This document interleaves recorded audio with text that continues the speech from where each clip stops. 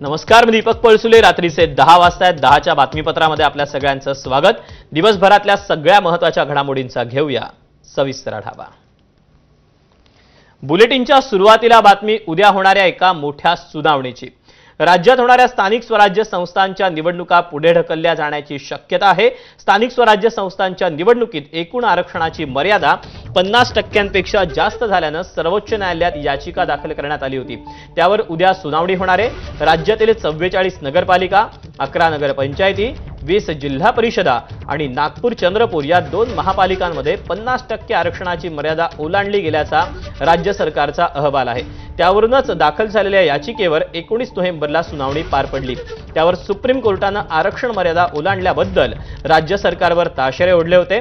तर सर्वोच्च न्यायालयाच्या निकालाचा राज्य सरकारने सोयीने अर्थ काढून 27% ओबीसी आरक्षण दिल्यावरून खंडपीठाने नाराजीही व्यक्त केली होती। याआधी तेलंगणात 50% आरक्षणाची मर्यादा ओलांडली गेल्याने कोर्टाने तिथे निवडणुकीला स्थगिती दिली होती। दरम्यान उद्याच्या सुनावणीत आता काय होईल याकडे सर्व राजकीय पक्षांचं लक्ष लागलंय। आरक्षणाची प्रक्रिया पुन्हा करावी लागली तर जिल्हा परिषदेच्या निवडणुका या लांबणीवर जाण्याची शक्यता आहे।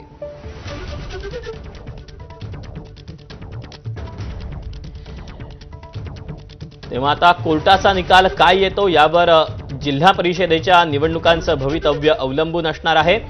स्थानिक स्वराज्य संस्थांच्या निवडणुकांच्या बाबत आता उद्याचा फैसला हा अतिशय महत्त्वाचा ठरणार आहे।